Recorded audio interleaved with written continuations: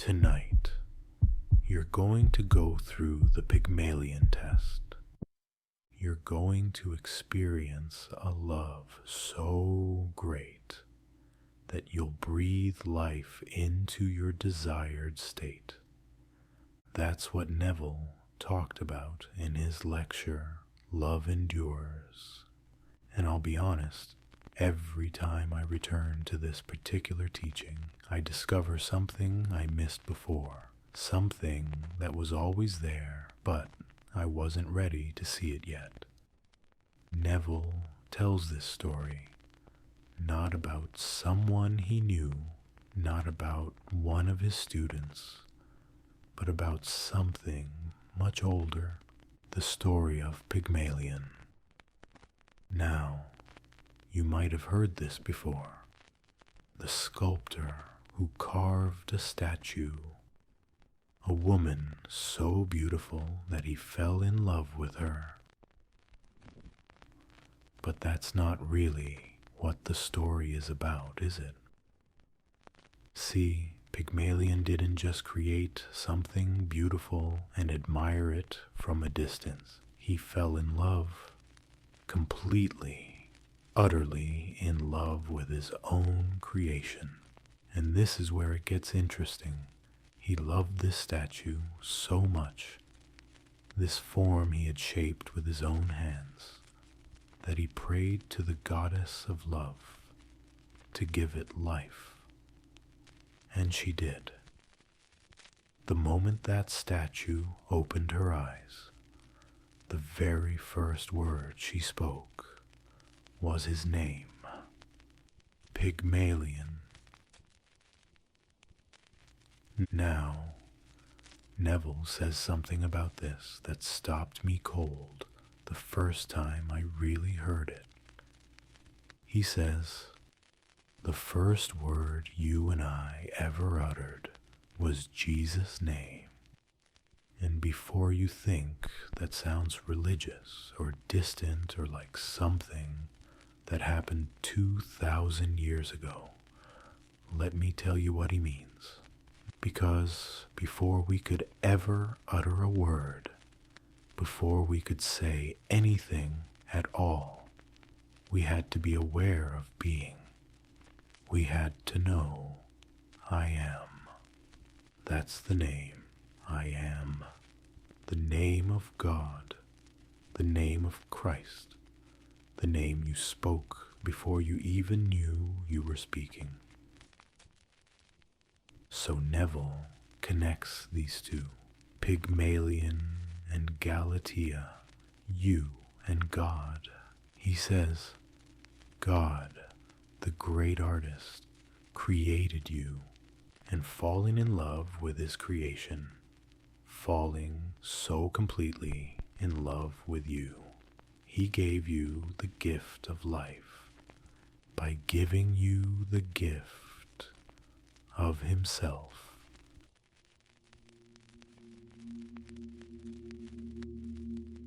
And God is love. This isn't metaphor, this isn't poetry, though it sounds like it. This is how it works. You know how people talk about the ultimate act of love, sacrificing yourself for someone else. But what Neville's describing here isn't sacrifice. It's transformation. God didn't step aside so you could exist. He became you. His life is your life.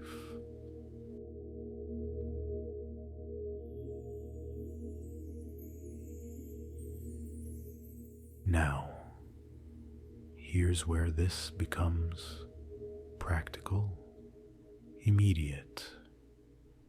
Neville says, tonight, fall in love as God, imitate him as a dear child, fall in love as God. What does that mean? It means love any state so much that you die to any other. Not think about it, not hope for it, not wish it were true, but love it with the same love that brought you into existence. Live there. See, when Pygmalion fell in love with that statue, he didn't love the potential of what it could become. He loved it, the statue, as if it were already alive, already the woman he saw. His love didn't wait for conditions to be met. His love called those conditions into being.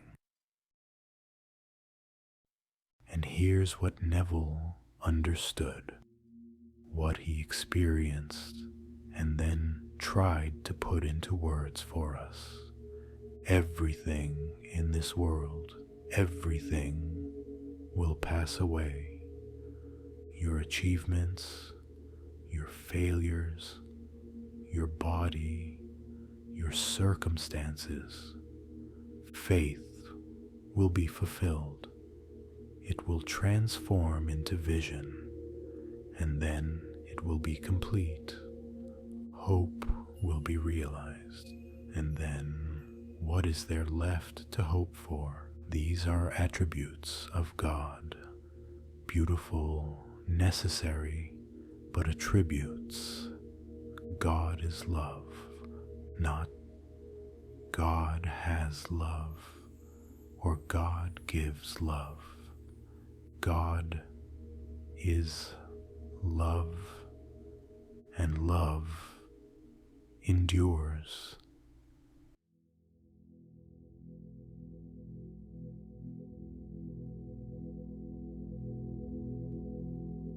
So when you and I sit here tonight, preparing to enter into meditation, preparing to live in the end of our desire, this isn't about technique. This isn't about visualization or repetition or getting it right. This is about falling in love, falling so deeply in love with the state you want to experience that you die to any other state.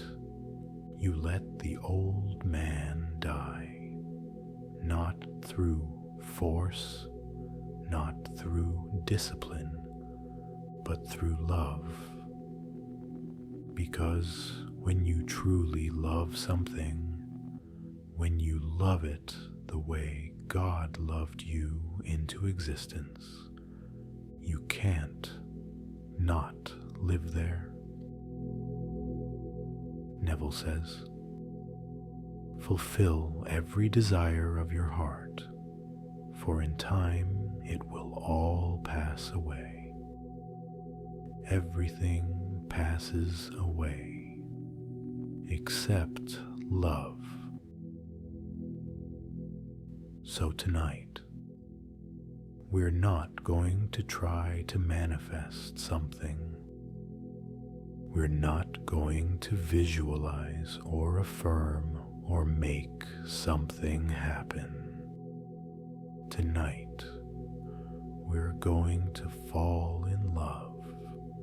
We're going to love a state so completely that we die to any other, and in that death, that beautiful, necessary death, we're going to discover we never created anything new at all. We simply remembered who we've always been. Take a moment now, wherever you are, and just allow yourself to settle. You might close your eyes if you haven't already. Let your body find its natural comfort. We're not forcing anything. We're not trying to be somewhere we're not. We're simply allowing ourselves to fall in love.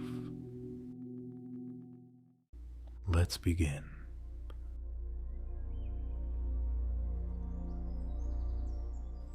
Gently now, let your awareness drift to your breath, not changing it, not controlling it, just noticing the rise and the fall, the tide coming in and going out, natural, easy, like you've been breathing your whole life, because you have. And as you breathe, you might notice that space between the inhale and the exhale, that tiny moment where nothing is happening, where everything is still. That's where we're going tonight. Into the stillness, breathing in and breathing out, feeling your body becoming heavier, softer, like you're sinking into the surface beneath you. And that's okay. That's exactly right. Your body knows how to do this. It's been preparing for this moment all day, all week, maybe your whole life.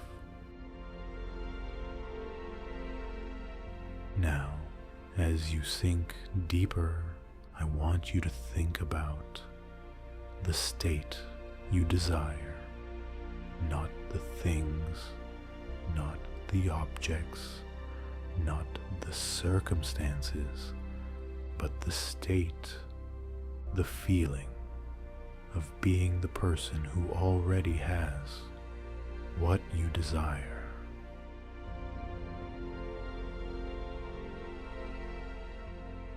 Who are you when this is your reality? How do you move through the world? What do you know that you don't know now? Don't force it.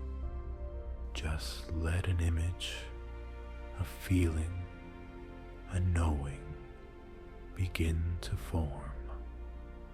Maybe it's clear, maybe it's fuzzy. That doesn't matter. What matters is how you feel about this state.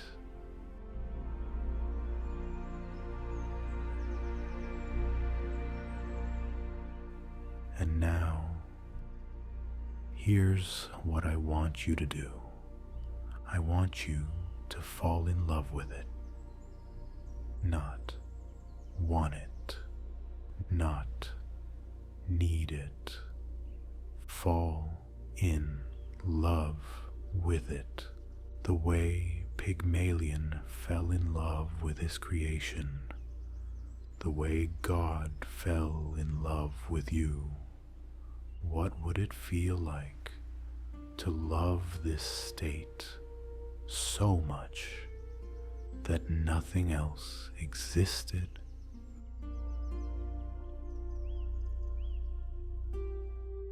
What would it feel like to be so consumed by this love that the old state simply dissolved, not through fight, not through effort, but through love?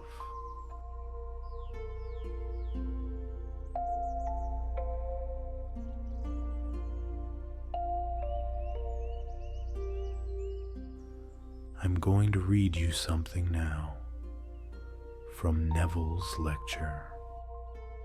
Let these words wash over you. Don't try to understand them. Just let them be.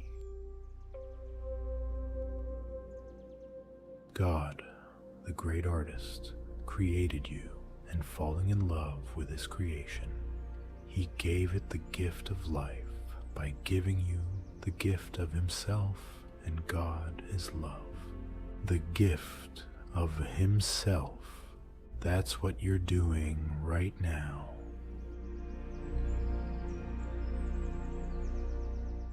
You're giving the gift of yourself to this state you desire. You're pouring your consciousness, your love, your awareness into this new form. And as you do, you might notice the old state beginning to fade, like a dream you had last night that seemed so real then. But now you're waking up. Your body is becoming heavier now. So heavy, your eyelids, if they're not already closed, becoming impossible to keep open. Your arms, your legs, so relaxed, so at peace, and you're sinking deeper into that state akin to sleep, that beautiful, drowsy state where you're not quite awake, not quite asleep, where imagination becomes more real than the world around you. This is where creation happens. This is where love calls life into being. Now, from this deep, drowsy state, I want you to see or feel or simply know that you are the person you desire to be, not will be, not going to be. Feel it in your body. Maybe there's a lightness, a warmth, a certainty, or maybe there's nothing at all, just a quiet knowing. That's perfect. Whatever you feel is perfect, because you're not trying to make something happen. You're remembering. You're remembering who you've always been.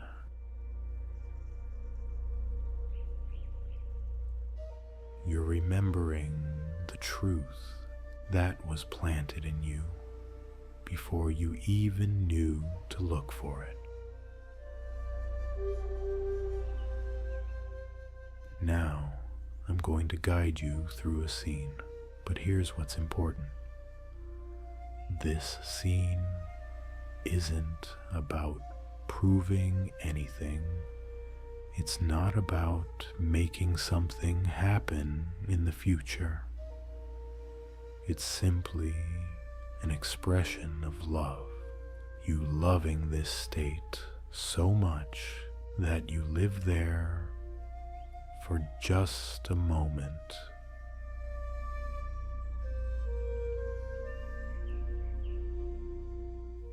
So gently now, without force, without effort, imagine someone who knows you well.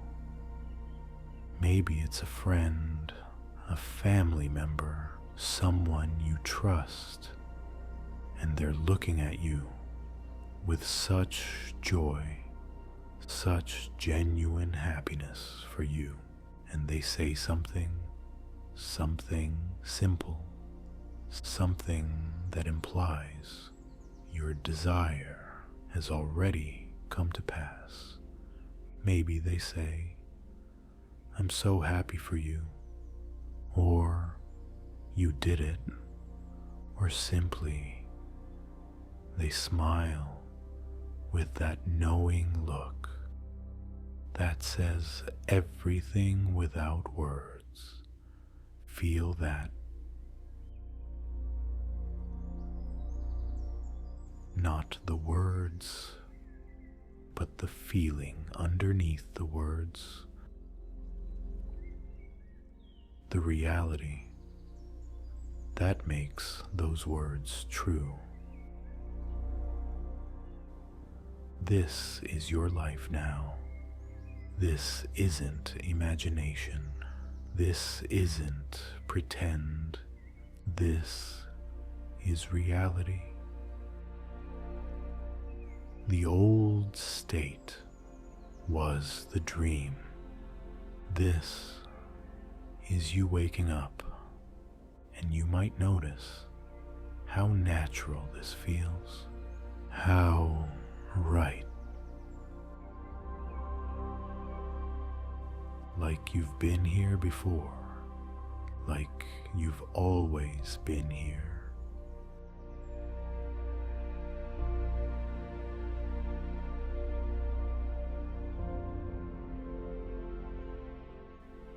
And maybe you have. Maybe this was always true, and you're just noticing it now.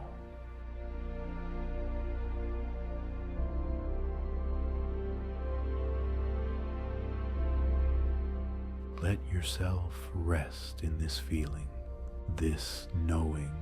Don't chase it. Don't hold on to it. Just be with it, the way you'd be with someone you love.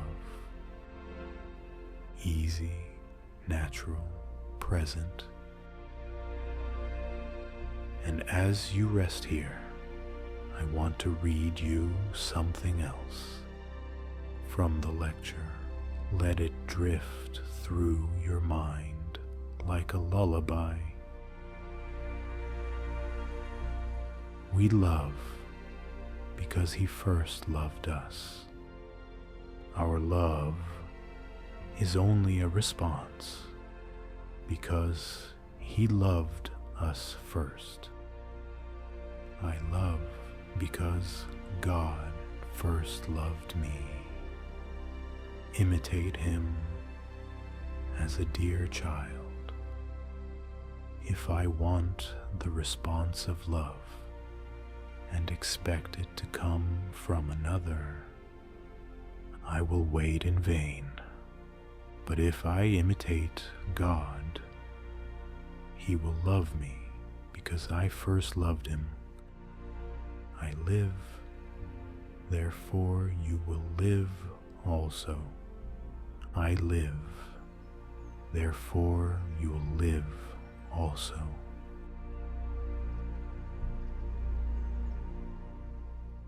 Feel that the state you desire, the person you want to be, already lives in you, and because it lives, you will live also. Not as two, but as one. You and your desire are not separate. You never were. You simply hadn't fallen in love yet. Now, let yourself sink even deeper, deeper than before, into that state akin to sleep, where the boundaries between you and your desire begin to blur, begin to dissolve. Your breath is so slow now, so easy. Your body completely relaxed, completely at peace. And in this peace, in this deep, deep rest, you might notice that you're not trying anymore. You're not holding on to anything. You're simply being the one who already has, being the one who already is. And maybe in this moment, a memory comes to you, not from the past, but from the future. A moment when you looked back and realized it had already happened. It was already true. You just hadn't noticed yet, or maybe you simply rest in the knowing that love endures, that this feeling, this state, this truth cannot be taken from you, because it is you. Everything passes away, but love remains. Everything changes, but love endures. Faith will be fulfilled. Hope will be realized, but love is eternal, and you are love. Sinking deeper and deeper and deeper into the truth of who you are, into the reality of what you've become, into the love that brought you here. Your breath, so soft, so slow. Your body, so heavy, so relaxed. And your mind, drifting, floating in that beautiful space between wake and sleep, where everything is possible. Because everything already is.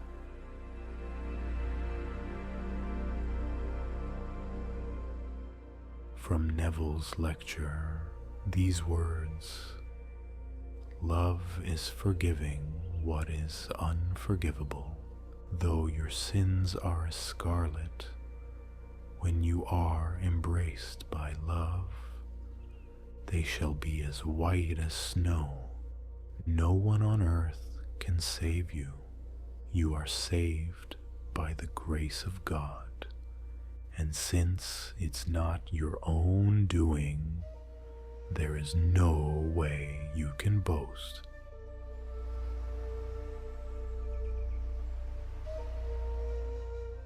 Feel that grace now, washing over you.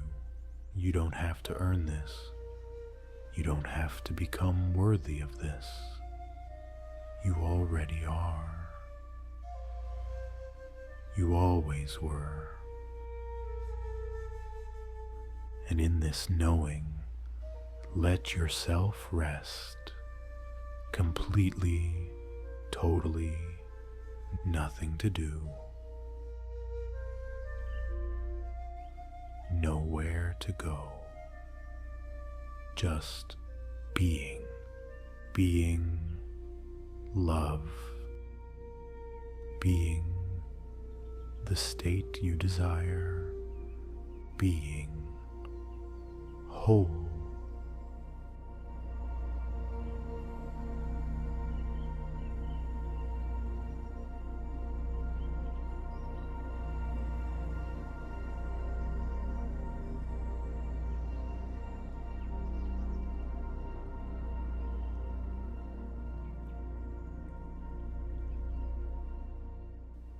Now, I'm going to count down from 10 to 1, and with each number, you'll sink deeper into this state, into this truth, into this love. 10, sinking down, letting go. 9. Deeper still, so peaceful, so calm. 8. Your body melting away, nothing but consciousness now. 7. Dissolving, dissolving into the state you love. 6. Halfway there, halfway home. 5. Deeper, deeper than you've ever been. 4. Almost there, almost one with your desire. 3. So close now. Can you feel it? 2.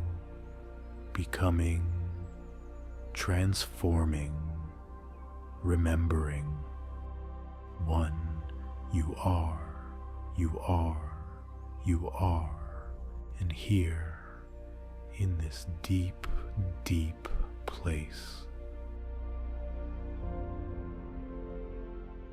I want you to feel yourself living in the end, not hoping, not wishing, not trying, but living, breathing, being the person who already has what you came here for.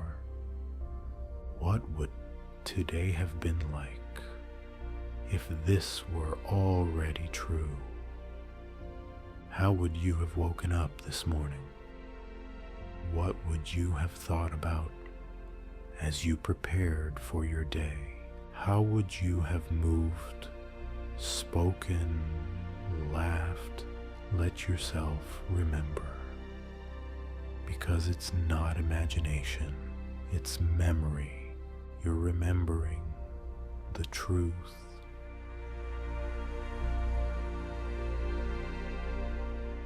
And as you rest here in this truth, I want to share one more piece from the lecture about what happens when you truly understand, when you stand before the risen Christ.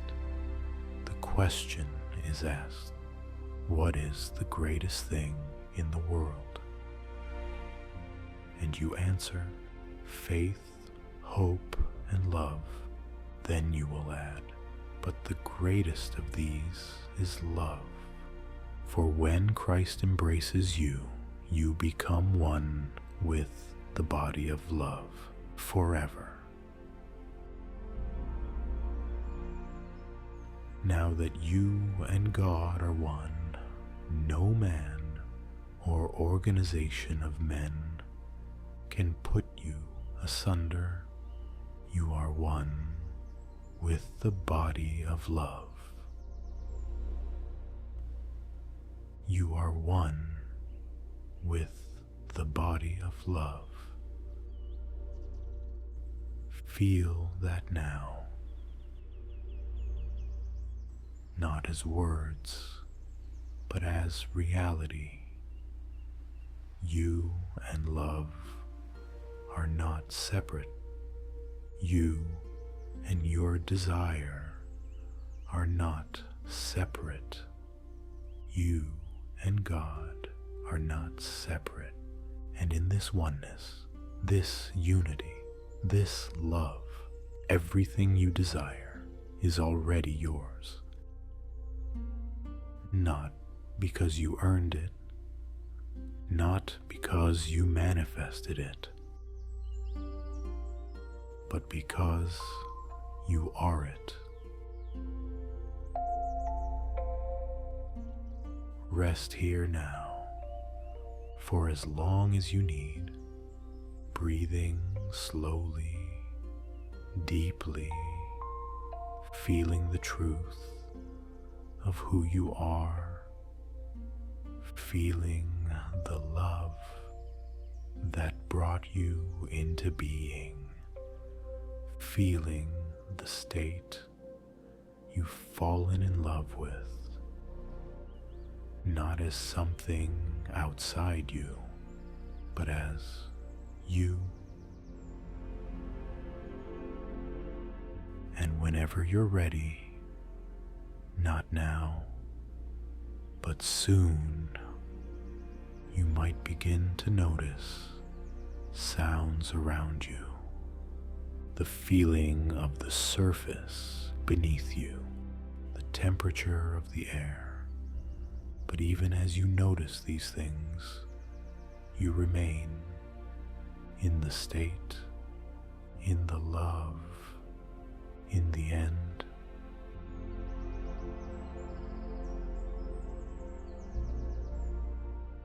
Because this isn't something you do and then stop doing.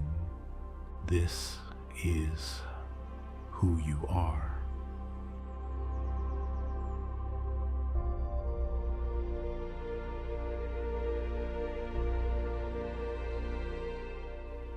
And as you begin to return to this room, to this moment, you bring that state with you.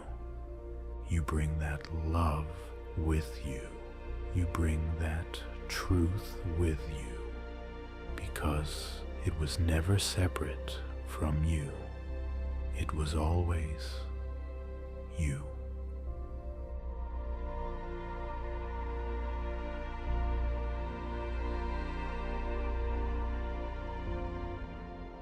So rest now for as long as you need, knowing that when you open your eyes, the person who looks out through them will be the person you've always wanted to be, the person you've always been, the person you are, and everything else will conform, not because you make it, but because love endures and you are love.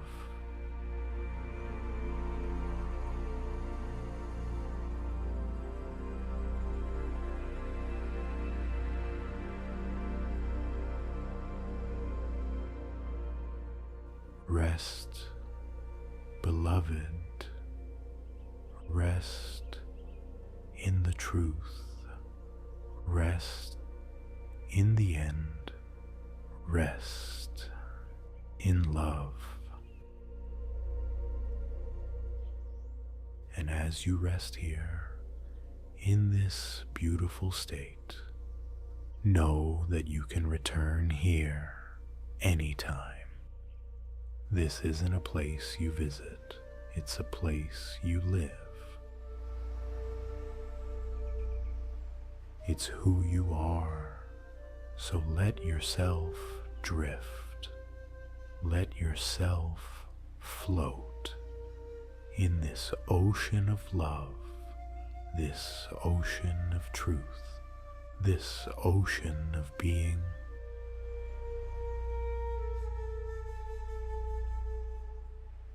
And when you're ready, in your own time, you'll open your eyes and everything will be different.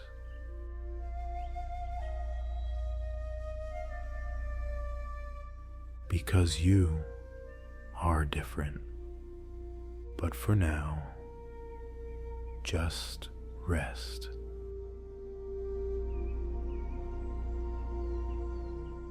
Just be, just love.